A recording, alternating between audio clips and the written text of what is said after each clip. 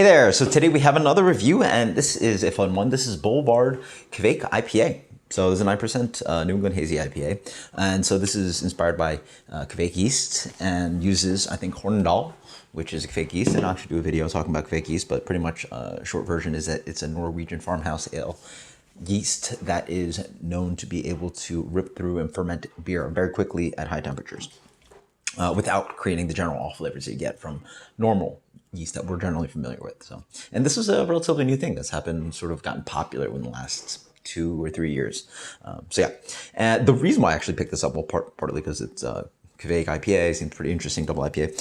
This was canned 3 weeks ago, which is absolutely insane. Like from the date of me picking up, it was pretty much almost 3 weeks old, which is crazy. I mean, I've had beer come here that, like, you know, first time I see it on the shelf is like 4, 6, 7, 8 weeks old, right? At least 5. Crazy to get it all the way from Boulevard, which is in, I mean, I guess not all the way. It's in Missouri, but again, 3 weeks is pretty good. I expect to get High which is in Tampa, which is like literally I can get to the brewery in less than 2 hours. And even then I see High fresh and it's like 3 weeks old, and I'm like, I can get, you know, like this should be like 2 days fresh. Like, what's going on here, right? But hey, it has a Best Buy all the way into December. So it is a 4 month. It's weird. It's beginning of the month. Oh, and so it's a 4-month Best Buy. I've never seen a 4-month Best Buy before. Okay, 4-month Best Buy. So it's literally the end of December. It's good too. It has all the cheater hops. So not only does it use Kveik yeast, that is really weird looking. So this is not supposed to be hazy? Whatever. It's not supposed to be hazy then. I lied. It has all the cheater hops in here, by the way. So literally anything. It's like 7 or 8 different hops. Sabro, Citra, Mosaic, Idaho 7, whatever you can name. It's got all of them. I didn't remember all of them. So beer is very dark. Wow. That looks like a bitter. This comes in a deep gold? Deep gold. It's almost light amber color. Yeah, deep gold. Really rich, kind of burnt orangey deep gold. Has a nice kind of like medium-ish kind of haze to it. All right. Would not have guessed this was an IPA. It definitely seems like it has a good amount of residual sugar. I'm sort of like seeing the carbonation around it. Who knows? Doesn't smell like much. I get some of the fruitiness. I get this kind of like really sweet kind of orangey character. Pulpy, so it's like blood orange. Sweet ruby red grapefruits, pineapple. Yeah, really nice kind of smack of pineapple.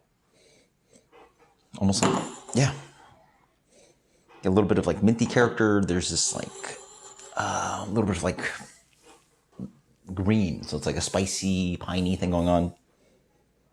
Yeah, it's quite nice. It's as I smell it more, it's more ripe, so like more ripe pineapple. Yeah. Really rich, ripe pineapple notes. I would have guessed that this was a pineapple beer, if anything. Cheers, though.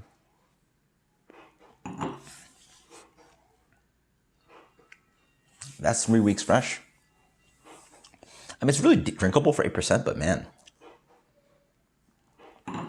that's a very unexciting beer for Kveik IPA. I mean, I don't want to say it's like, you know, oxidized or anything. I mean, clearly it's quite fresh, and I don't taste any of the off flavors, but that is a... So up front, you get a really nice kind of biscuity malt character. It has this kind of a little bit like diesely tone. So that kind of like rich malt bready character and also that diesely tone, I get like, I immediately go to a Heady Topper, right? Heady Topper has the Maris Otter, a little bit of like more rich bready, more malt character than most of your new, or all of your New England IPAs. And then it has this kind of like diesely dank thing that I just think of like weed and heady and all that stuff. So malt and dank. Not exactly the same and not as pungent as heady, but a little bit there. I get that ripe kind of cooked pineapple thing. Definitely that kind of like character to get some sweet orangey, a little bit of like, again, ruby red grapefruit, sweet citrus, sweet ripe tropical. But not, again, not like really obvious.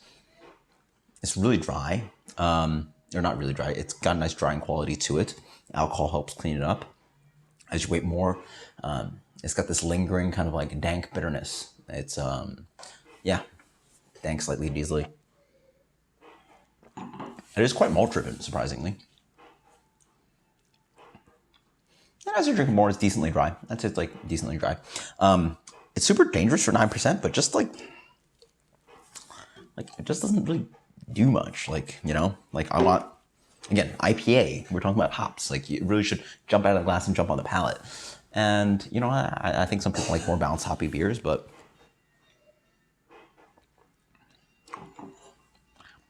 it's very flat. And like we're talking about beers at like Sierra Nevada, which are super drinkable, that can be like balanced and delicious, and but they at least have some bitterness to them. Like, and again, I don't think it is like, you know, it doesn't taste papery to me. It doesn't, you know, maybe it did sit in the heat and it really lost a lot of its pungency, but it's just like very muted, you know, like it's very muted. It's okay, it is what it is. Yeah, it's almost like, you know, how do you describe it? It's like tasting with sunglasses.